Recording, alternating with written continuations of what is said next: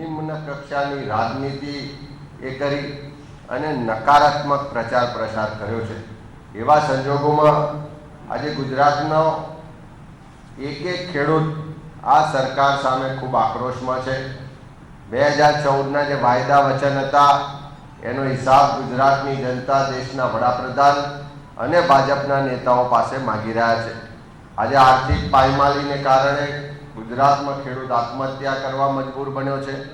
સિંચાઈનું પાણી નથી મળતું, પીવાનું પાણી નથી મળતું, અછતગ્રસ્ત વિસ્તારોમાં હિજરત કરવી પડે એવી પરિસ્થિતિ છે। તેમ છતાં આ સરકારના પેટનું પાણી પણ નથી આવતું। ત્યારે 23 તારીખે આ ખેડૂત પોતાના ઉપર થયેલા અન્યાયનો જવાબ આપશે। સાથે સાથે ગુજરાતનો યુવાન બેરોજગાર છે અને આ ભાજપ સરકારની ખોટી નીતિઓને કારણે 45 વર્ષનો સૌથી ઊંચો બેરોજગારીનો દર આ ભાજપ સરકારમાં આજે જોવા મળ્યો છે। દર વર્ષે 2 કરોડ રોજગારી આપવાનું વચન આપ્યું હતું। 5 વર્ષમાં 10 કરોડ રોજગારી થાય।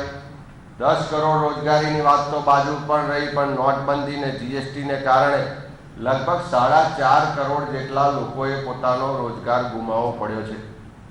એવા સંજોગોમાં ગુજરાતનો યુવાન સરકાર પાસે જે રોજગારીની અપેક્ષા રાખતો હતો એ આજે નિરાશ થયો છે અને સરકાર પાસે એના વાયદા વચનનો હિસાબ માગી રહ્યો છે।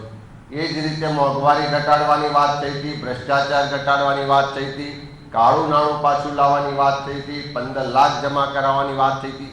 આ તમામ બાબતોને આજે પ્રજા ભાજપના આગેવાનો પાસે જવાબ માગી રહી છે અને વારંવાર ભાજપના લોકોને એમના વાયદા અને વચનનો હિસાબ માગી રહી છે।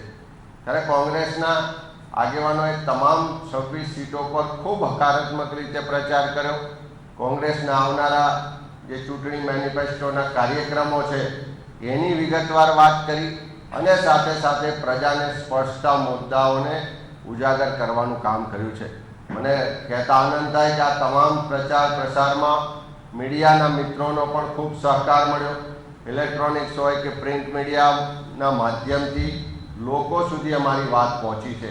ત્યારે આવનારી 23 એપ્રિલના રોજ જ્યારે આ લોકશાહીની દેશની સૌથી મોટી પાર્લામેન્ટ માટે ગુજરાતમાં મતદારો મતદાન કરવાના હોય ત્યારે દેશના ખેડૂતોની સમૃદ્ધિ અને સન્માન માટે, યુવાનોના રોજગારના અધિકાર માટે, મહિલાઓના સન્માન અને સુરક્ષા માટે, ધંધા વેપારની પ્રગતિ માટે ગુજરાતના મતદારો મતદાન કરશે એવું આટલા દિવસના લોકો વચ્ચેના પ્રચાર પ્રસાર પરથી સ્પષ્ટ ફલીભૂત થાય છે અને 23 તારીખે કોંગ્રેસ તરફી મોટા પ્રમાણમાં મતદાન થશે।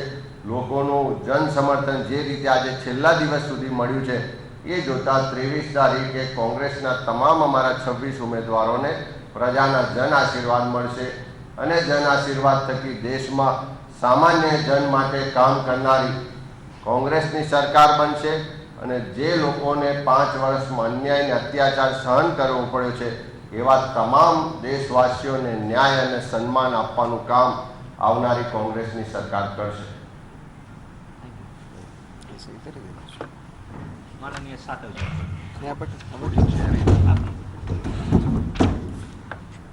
यहाँ पर उपस्थित गुजरात प्रदेश कांग्रेस कमेटी के अध्यक्ष अमित भाई, मनीष भाई, मंच पर यहाँ पर उपस्थित सभी कांग्रेस के प्रवक्ता, नेता, सभी पत्रकार मित्र, मैं यहाँ पर धन्यवाद करना चाहूँगा कि गुजरात की जनता का जो अपार समर्थन इस लोकसभा चुनाव में कांग्रेस के प्रति रहा और उसका सही मायने में 23 तारीख को वोट में भी तब्दीली होगी, ये पूरा विश्वास हमें है।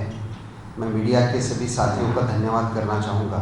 प्रिंट मीडिया हो सकता है, इलेक्ट्रॉनिक मीडिया हो सकता है, कि तमाम दिक्कतों के बावजूद भी आपने कांग्रेस को जो लोगों तक पहुंचाया, हमारी जो बात है वो लोगों तक पहुंचाई, इसके लिए आप सबका भी मैं यहाँ पर धन्यवाद करना चाहूँगा। ये पूरे चुनाव प्रचार अभियान में जैसे अभी अमित भाई ने बताया कि कांग्रेस ने सकारात्मक बातों की तरफ ध्यान रखा। हम सत्ता में आने के बाद क्या करना चाहते हैं ये बात हमने रखी। 2014 में जो आश्वासन भारतीय जनता पार्टी की उस वक्त के सभी लोगों ने दिए थे, 5 साल में ना 15 लाख की बात हुई, ना 10 करोड़ रोजगार की बात इन्होंने कभी की।